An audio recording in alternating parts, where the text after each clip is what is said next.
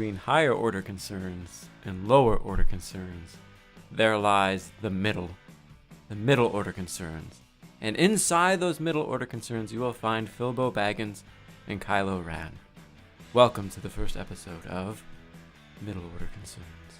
Dun dun dun. I think so. I mean, I feel like we're in a good spot. Dare say an in-between space. If that's what my office is, then yeah. Yeah, it is an in-between space. You're in the writing lab, but you're not. Yeah, which is like the writing center, but it's not. No, this is true. Not some students think it is the writing center. Yeah, they do. Unfortunately, because it's not. The one time I had 2 coffees, I thought it was the writing center. How have you been, Randy? I've been doing really well. I have missed students. I still do all the tutoring things I normally do when no one's around. So it's better for me and my psychiatrist if people are here. And thankfully, the semester got started because we were worried about you. I'm glad. I really appreciate the fact that no one intervened, though, for those 2 weeks between semesters. So yeah, the semester did in fact start up. We're in our second week, and we have visited a lot of classes. I feel like we have learned a lot about our own services. Yeah, I know who we are now. I certainly know where we are. I know where we are. I know a little bit about what we do.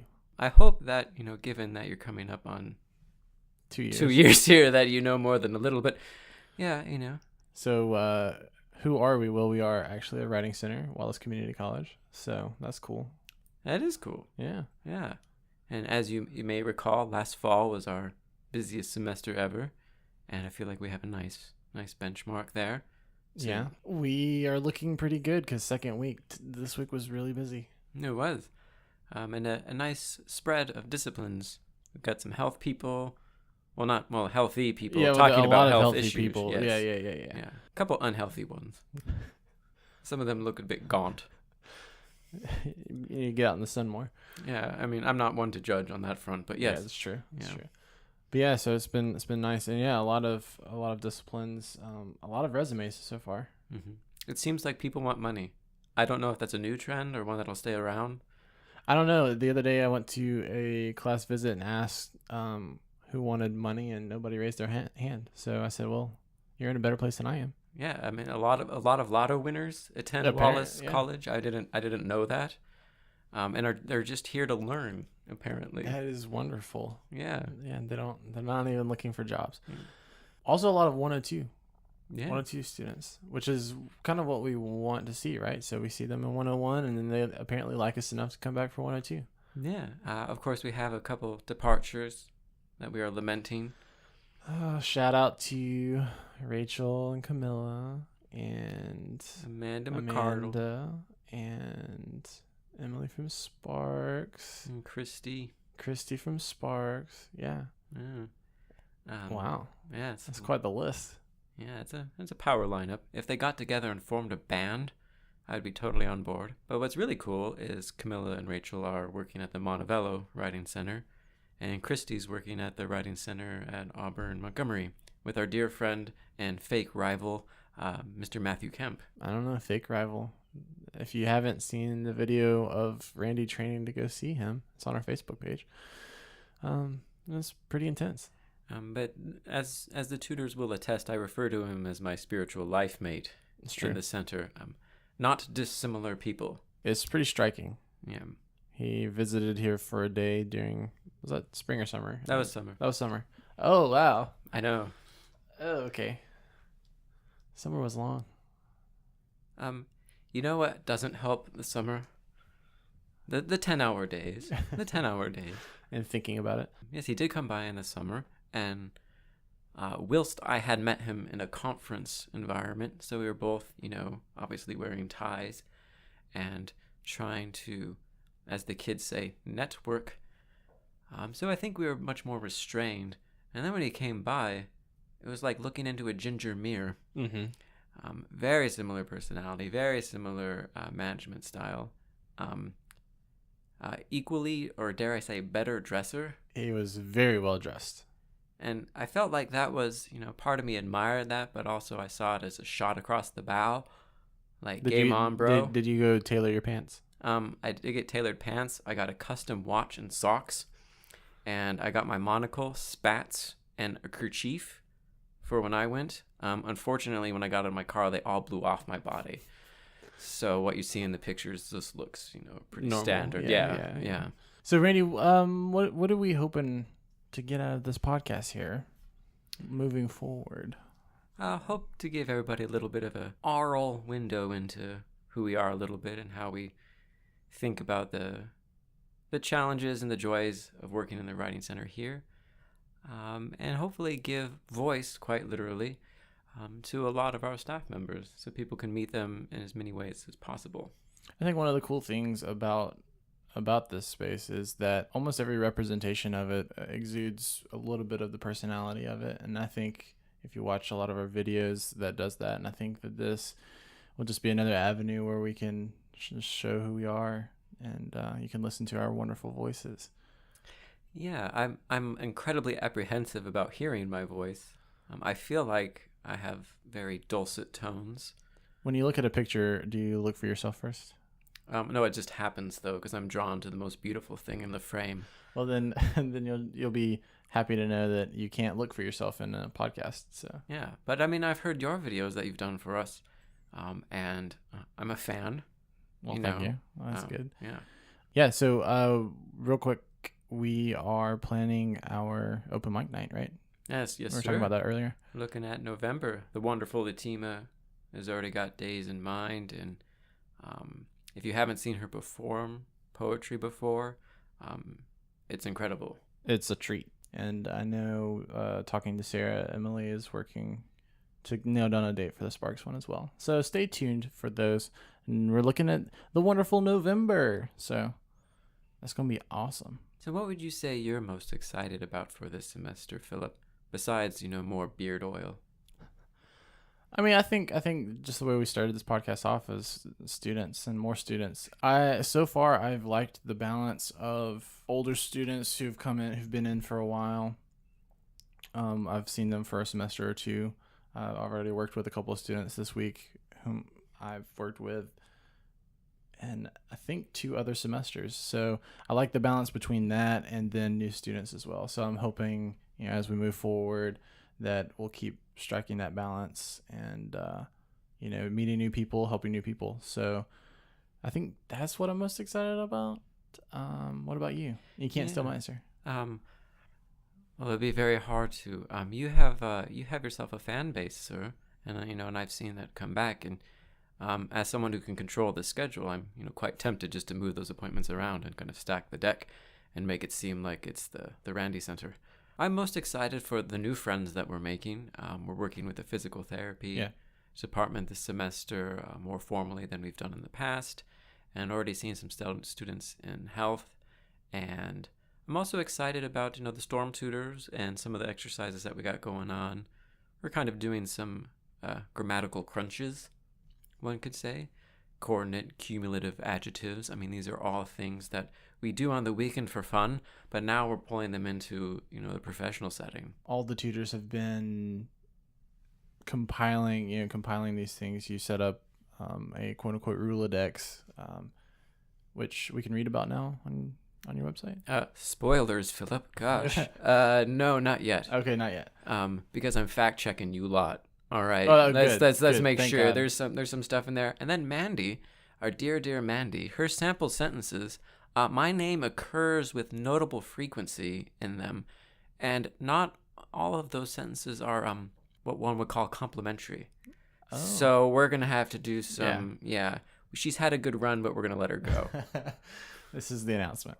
No, but that's been a really cool exercise because we're shining a light on a lot of concepts that we kind of internalize a little bit. Like we know how to do them, but we don't really know, the exact definition of them. And so you're really able to look at those things and compile them together, and at the same time create examples because I know that you're a big fan of pocket examples and always having things that you can turn to in a tutoring session, or if you get that random question while you're walking through the lab.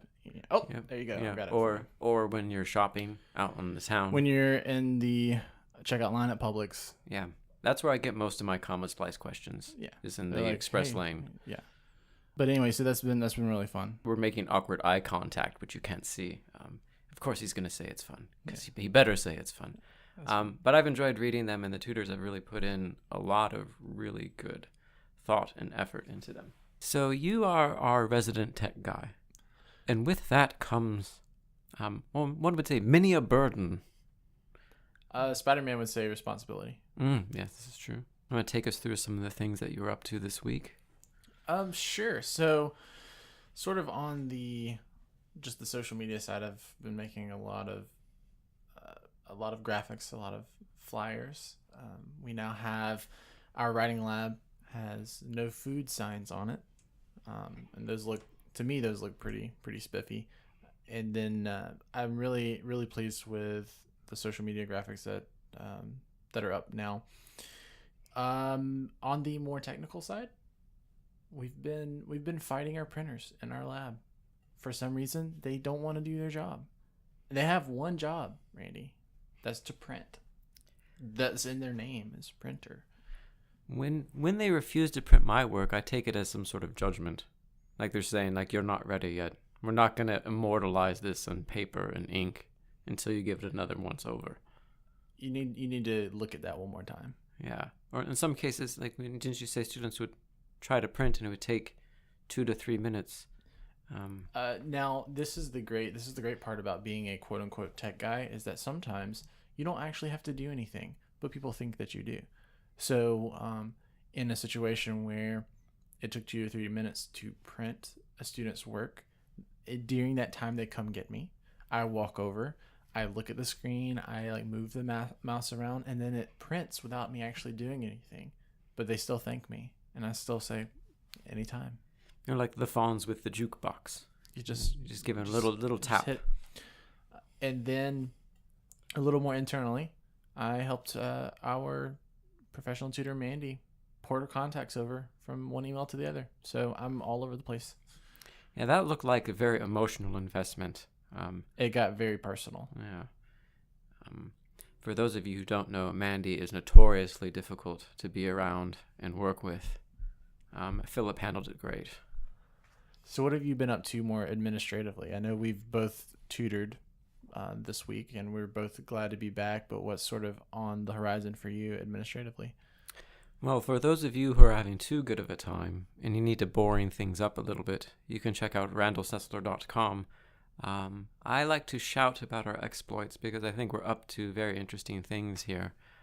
And so there's a lot of updates. I've been working on the website, making sure that people get a little bit of a window into the nuts and bolts of what we do.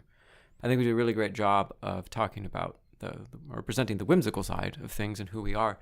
But the reality is, as you can attest to, because when we get here, at 7:30 in the day, we're deep in the trenches, even things like the Rolodex. So trying to give people a little bit more of a window into it. And I know that faculty like to see, what do our trainings look like? What does the Rolodex look like, which is coming? What are my sort of objectives with having you guys do that besides, making things less fun for a few hours, which is always good. But yeah, I'm just trying to see what's going from here. We're up and running. Now it's time to put in some expensive motor oil, maybe get a sweet sunshade and just kind of tweak and always look to get better. I think that's Writing Center wide here. That's something that we all strive to do, and I'm really proud, to say that is even something as small as we've done, say 10 class visits, and right after one the other morning, we were already in the center talking about how, okay, what we could do better here, or what could we do differently here to make it easier on the students or to make it smoother for us. So we're always talking and being introspective and looking at what we can improve. So, and I mean, I think a lot of that comes from you. So yeah, it's great. It's great to have somebody in that office that has that mindset and that philosophy. and then it spreads out through the rest of the center. And I find that the shouting helps as well with that. Well, sometimes when you close your door and you're just shouting at the wall, we're like, that's who we want to be. Yeah. The Kylo Ren thing, it's not just for my penchant for dark clothing and my wish to have hair like that. The violent mood swings play a big part. And I think, not knowing what I'll do at any moment is important. Going through 3 computers a week because you've smashed them. Yeah. Or sometimes because I just don't like them. Now, we mentioned Matt from AUM earlier. Aren't you doing some sort of collaboration with him? Can you tell us a little bit about that? Yeah, we're going to be presenting at the Southeastern Writing Center Association Alabama Symposium at the University of Montevallo on Friday, September 15th. And our project is titled Collaborative Resistance, just about the ways in which working together has really allowed us to define, who we are and to extend, our network. I know during our class visits, one of the questions I started asking is who here plans to transfer? And I would say virtually every hand went up. And then people shout at me, Auburn, AUM, Alabama, Montevallo, Alabama A&M, and you start hearing all of these institutions. And so the stakes of us partnering with one of those are quite high. And the fact that our tutors have gone on themselves to transfer and work at these other institutions is important. I know that we have current tutors are going to be transferring as well and have hopes to work at writing centers at those locations as well. So I think that we have a real opportunity, writing centers that is, to be on the vanguard, to be a part of sort of the transfer experience by being in touch with one another. So I'm really hoping that the AUM partnership with the wonderful Matt can kind of start pulling in other institutions as well, because that's a really special relationship. I think that's really exciting from a student standpoint to know that there is something in place, there's a support system in place in a school like this that cares not just that you can write well or that you pass English 101, but that we're here to prep you for that next stage. And then hopefully there be a support system at that school who brings you in and is there for you in that stage. So I think that's really cool that we get to be that middle ground again. Yeah, middle order concerns.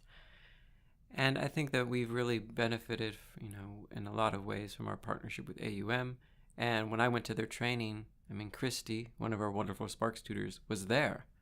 So, these are very real, very concrete, easily identifiable connections. Great. Randie, is there anything else that you'd like to cover today? I'm going to go with no. I'm going to go with this has been a great first episode.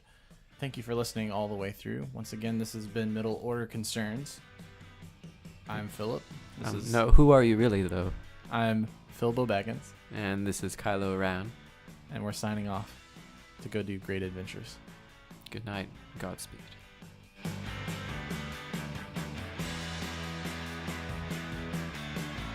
Philip, do you remember the first time you ever encountered a comma?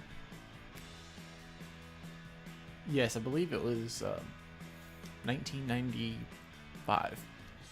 I just made that up. How old were you when I would have been 4 years old. Oh my god. Maybe it was sooner. I don't know. You never paused when you spoke? Never used a dependent clause, you're just running through? I'm just full blast all the way. I can see that. How old were you in 95? That's not important.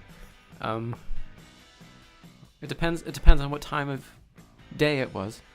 No, I was a young lad of 12. Oh. Just finishing my undergraduate work. No. Still very into Star Wars? Arguably more so than now.